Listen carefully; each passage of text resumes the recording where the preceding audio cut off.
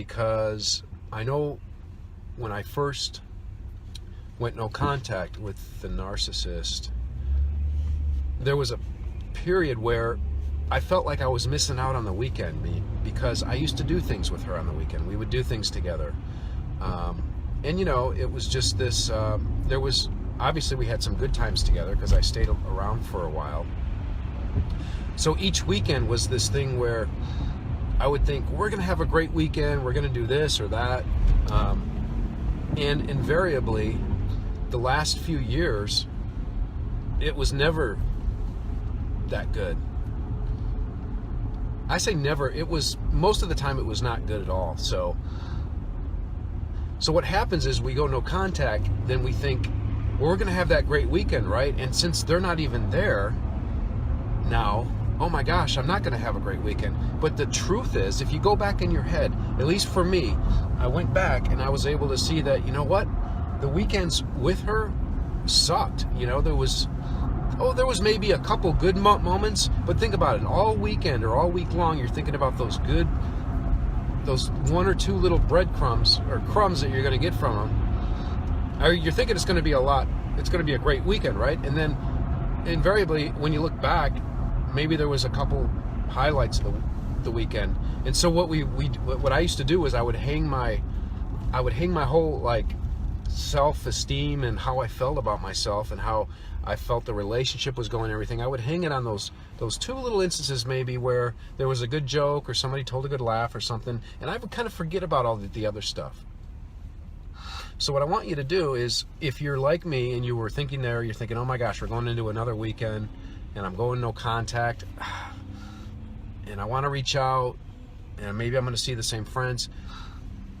It's okay to like not do what you used to do. It's okay not to go to the same places. In fact, I would encourage you to go to new places. Now here's a little secret, and Dana promoted these, is the meetup groups. There's so many meetup groups in your towns that there's places that you can go and meet new people. And here's the little secret. I've been to a few of these, right?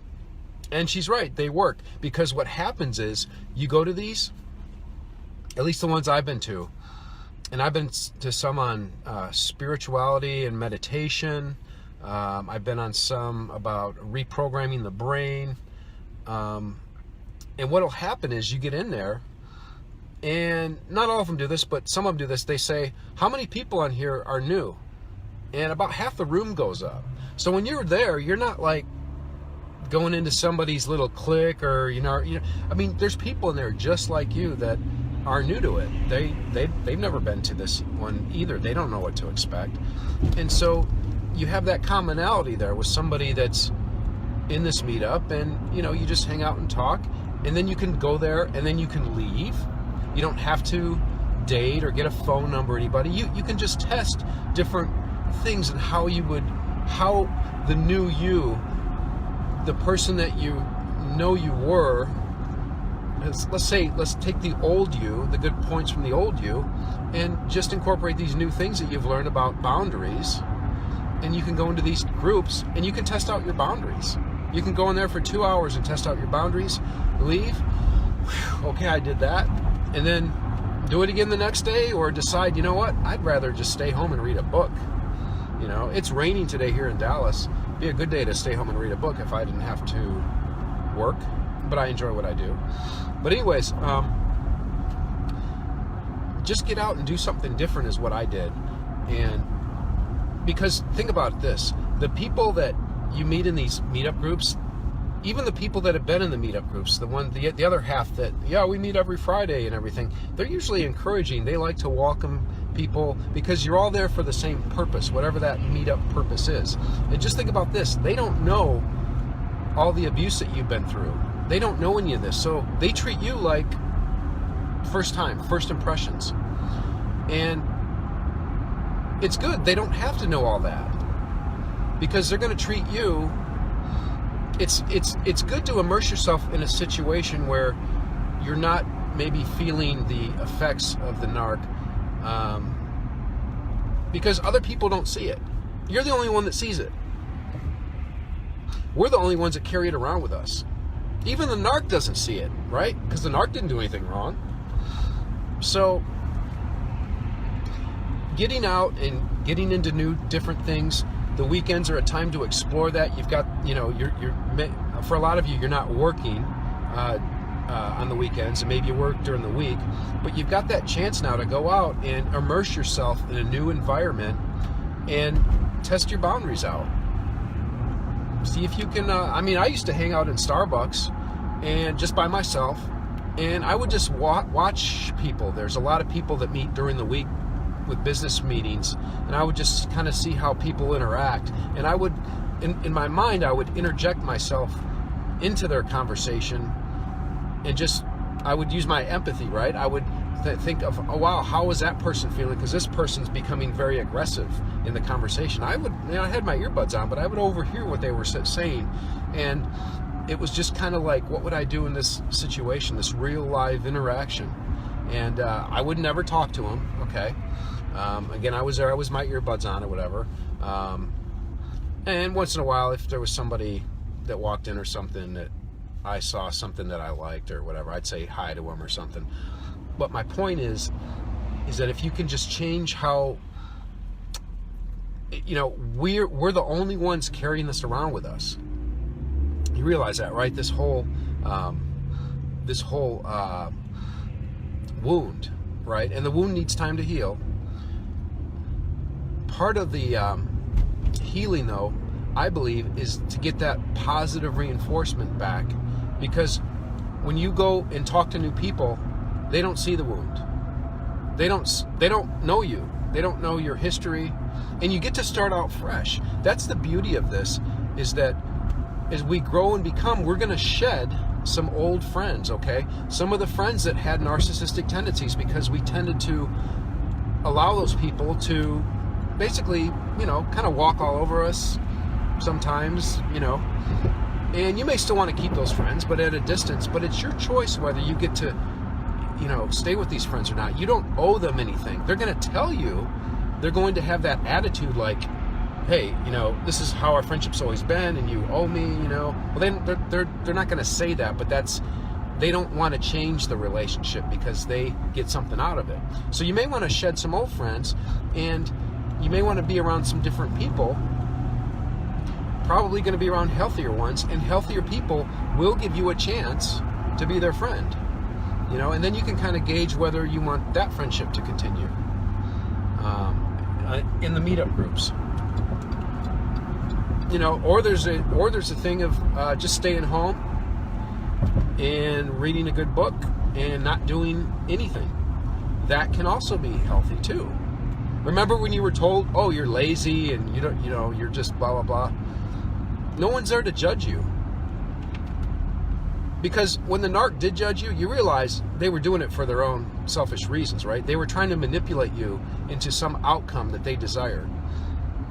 So they would just tell you you're lazy, or they just blah, blah, blah. They're going to say whatever to manipulate you.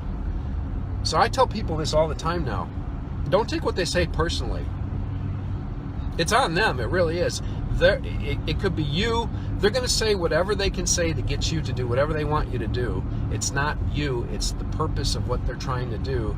They're going to say, you're going to use words. They're going to use actions. They're going to use, they're not going to do things that you would expect them to do, normal people do. They're going to withhold. They're going to do whatever they can to get the outcome that they've already kind of calculated in their head, because that's what they do. So don't take it personally. If it's not you, they would be abusing somebody else, or they will be. That's what they do, right? So I kind of got off on that tangent, but it's very important to remember that this, I did this video one time. It was called Fire the Judges, because for me, I grew up very, I had this committee in my head. I didn't realize it then, but and I don't think in terms of words. I don't hear people saying things to me. I think in terms of feelings and how I feel about stuff. And so I would have this thing where I would do things, and if it didn't, I would almost self-sabotage, because I was very judgmental on myself. But the judging part came from something from long ago when I was a kid. And so that judging part would interrupt, or it would be like a normal process for me. It was like those roads were built and paved, and I would always go down that road. Well, when I started learning more about myself, learning that, why am I listening to past behaviors that don't help me at all, that are basically sabotaging me, I started, building new roads. I started, I'm not going to go down this comfortable paved road. I'm going to go down this dirt road. And, actually it wasn't even a dirt road. It was just grass. And then I would go over that road. I would have that awareness. Something would come up and I'd be like, wait a second. I'd have that awareness, right? And something would come up, and then instead of me going down that normal comfortable road, I would veer off on the grass, and I kept doing that, and then that grass became worn in a certain spot, and I would develop a new pattern there.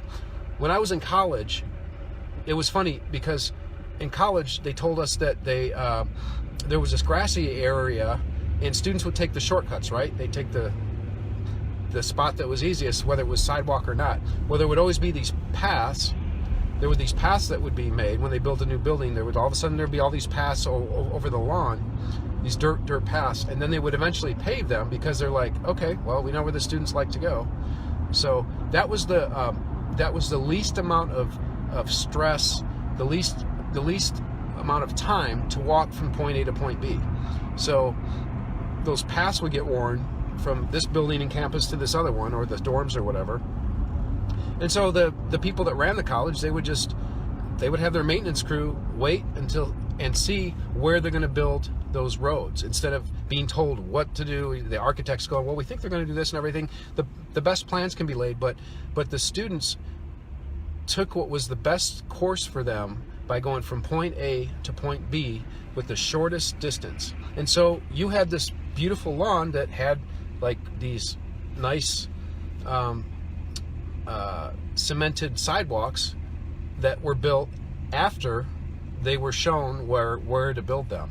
So what I'm telling you is that these comfortable roads that you're so used to doing, you may go like, well, you know what, the shortest distance for me to get to being from where I am to healthier, maybe I need to veer off of that road. Maybe I need to start walking on the grass. And that's going to feel weird because you're going to be like, well, I mean, maybe I should. I was always told that I can't walk on the grass. I'd keep off the grass, And you hear those things. Oh no, you got to stay off the grass. You can't do that. Keep off the grass.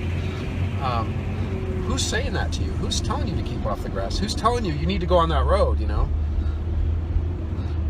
Chances are, if you're like me, the people that told that to you, or how that was reinforced in you, were people that maybe were broken themselves. Okay.